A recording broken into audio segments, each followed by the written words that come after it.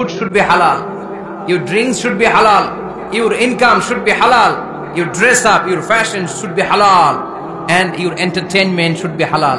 আপনার পোশাক হতে হবে হালাল, আপনার খাদ্য হতে হবে হালাল, আপনার উপার্জন হতে হবে হালাল, আপনি যে বিনোদন করছেন এই বিনোদনটাও হতে হবে হালাল। চিল্লায় বলেন ঠিক কিনা? হালাল বিনোদন লাগবে, হালাল ড্রেস আপ লাগবে। ছেলেরা কি স্বর্ণ পড়তে পারবে? ছেলেরা কি সিল্কের জামা পড়তে পারবে? আমরা সিল্কের জামা পরি না, এটা আমাদের জন্য হারাম করেছে কে? ছেলেরা জুয়েলারি পড়তে পারবে?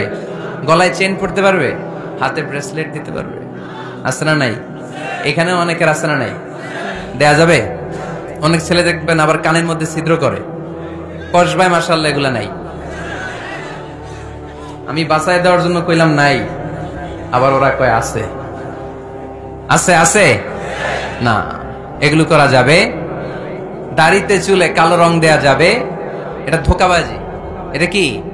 মান গাশশানা ফালাইসা মিন্না। আল্লাহর হাবিব সাল্লাল্লাহু আলাইহি ওয়াসাল্লাম বললেন, the person who deceives us, he is not among us। যে আমাদেরকে ধোঁকা দেয় সে কখনো আমার উম্মত হতে পারে না।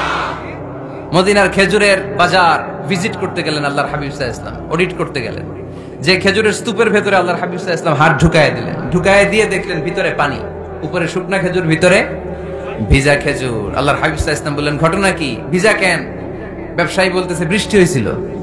কি হয়েছিল?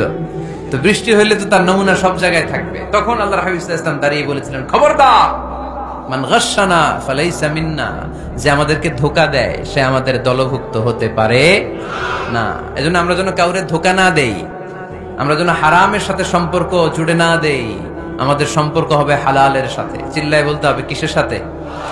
আজকের মাহফিলটা তখনই সার্থক হবে যখন এই কথাগুলো শুনে আমরা এই সিদ্ধান্তে উপনীত হতে পারবো যে আমার ফুড, আমার ড্রিঙ্কস, আমার ইনকাম, আমার ড্রেস আপ, আমার এন্টারটেইনমেন্ট, আমার সবকিছু হালাল দিয়ে আমি সাজাবো। আমার জীবনটাকে আমি হালাল দিয়ে সাজাবো। রাজি আছি না নাই? সব হালাল হইতে হবে। নারীদের ফ্যাশন, অনেক নারীরা ফ্যাশন সচেতন। খবরদার, নারীরা টাইট ফিটিং পোশাক পরতে পারবে না। পারবে? পাতলা পোশাক পরতে পারবে না। তারা নিজেদেরকে আবৃত করে রাখতে হবে।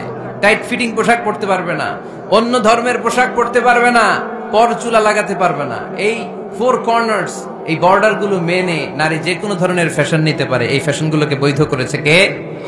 এজন্য রাব্বুল আলামিন বলেন, ইয়া আইয়ুহান নাসু কুলু মিম্মা ফিল আরদি হালালান তাইয়্যিবা ওয়া লা তাত্তাবিউ খুতুওয়াতিশ শাইতান ইন্নাহু লাকুম আদুউম মুবিন। সুবহানাল্লাহ পড়েন।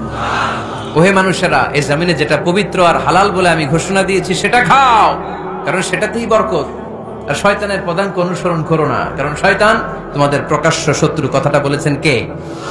তাহলে আমরা হালালের পক্ষে না বিপক্ষে? এই আপনাদের গলার আওয়াজ। হালালের পক্ষে না বিপক্ষে? হারামের পক্ষে না বিপক্ষে?